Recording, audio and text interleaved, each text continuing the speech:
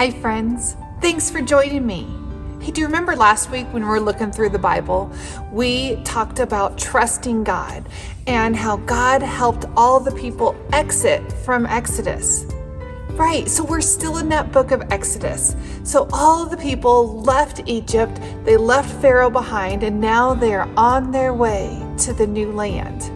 And they are trusting that God takes care of them. Except people are people, and like you and me, we can't be perfect, and so things kind of go wrong. So God talks to Moses and says, Moses, we have got to figure some stuff out. Let's check out Buck Denver and see what he has to say for the next section of the Bible.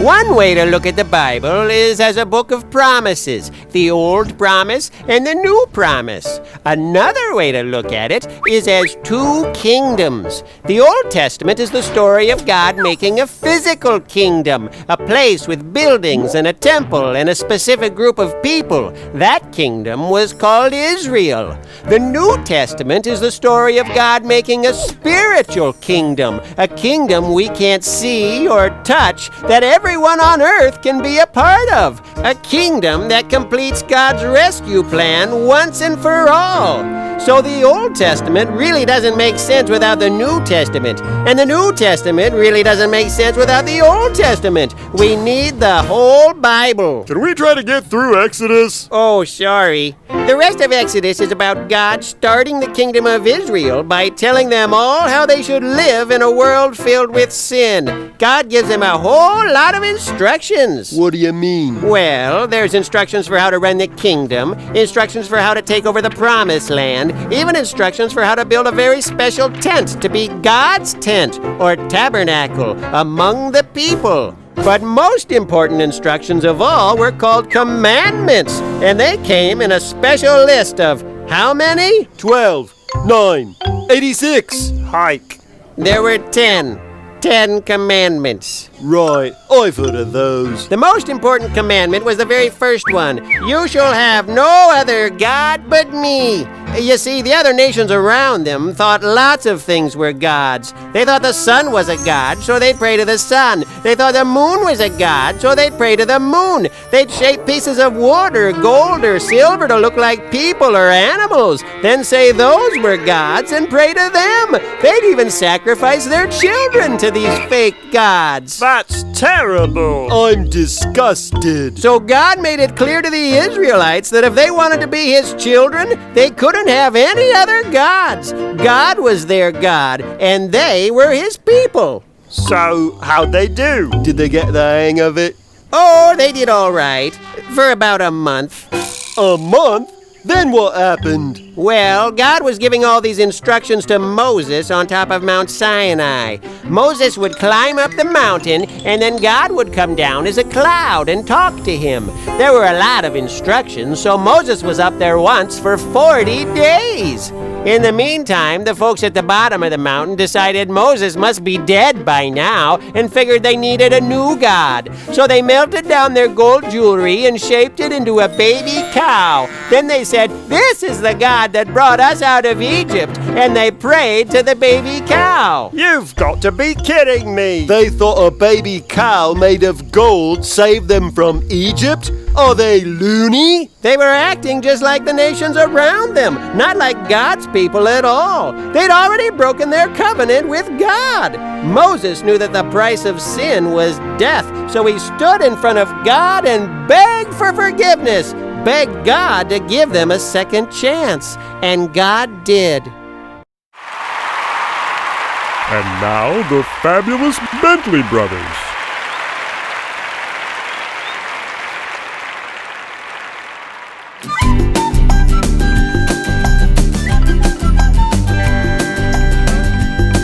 I suppose you know of Moses. I always picture him with a beard. I picture him with a mustache, though I know that's a little weird.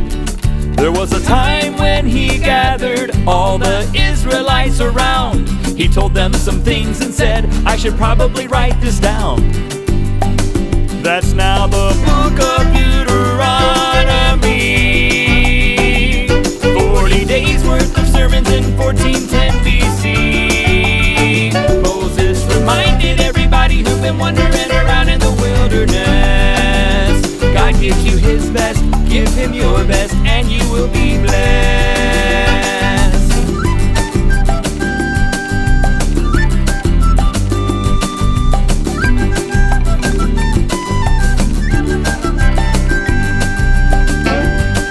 Everyone brought out their lawn chairs, just like a nice day at the beach. But it wasn't a beach, it was a smoking hot desert, and Moses was giving a speech. Gee, that doesn't seem too exciting to me. I mean, does it to you? Well, a mustache man who speaks directly to God is probably worth listening to. That's now the book of Deuteronomy. The famous last words of Moses given at the age of 120. That's when he reminded everyone before they went into the land of promise. God gives you his best, give him your best, and you will be blessed. That's now the book of Deuteronomy. It's been translated into English for you and me. And that's a good thing because it was originally written in Hebrew. I don't know Hebrew, but if you do, I'd like to meet you. I don't know Hebrew, but if you do, I'd like to meet you.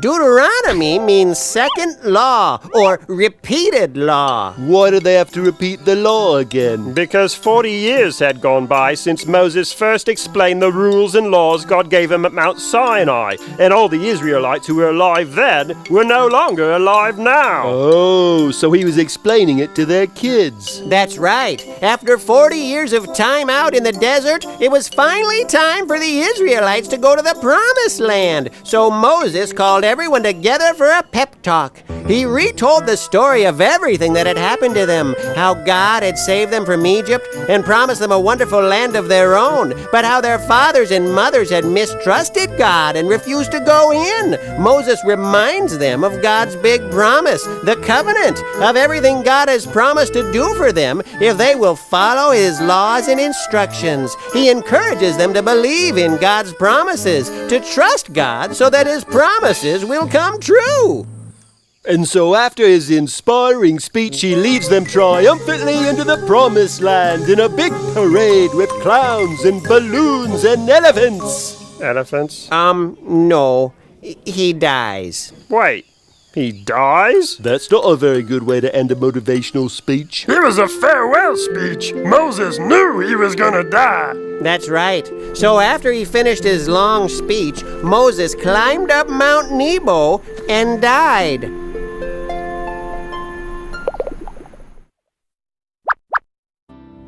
So do you have rules? Do you have rules in your classroom, at home? I think one of my big rules at home is to love each other, to think about other people's feelings, and to think about how other people would feel. That's one of my big rules at my house. What's a big rule at your house? Well, when Moses came down off that big mountain after talking with God, he had those big stone tablets with all the rules in them. And he was to teach all the people about the rules that God thought were very important for these people to follow. So for our craft today, I made rules for Miss Noel. 1, talk to God often. 2, love all people. 3, say I'm sorry. 4, be kind. 5, help people. 6, share my things. These are the rules that are important to me. What are rules that are important to you? What could make your world a better place if you knew that everybody listened to these rules? Could be one rule, or it could be many. You can make up the rules that you think.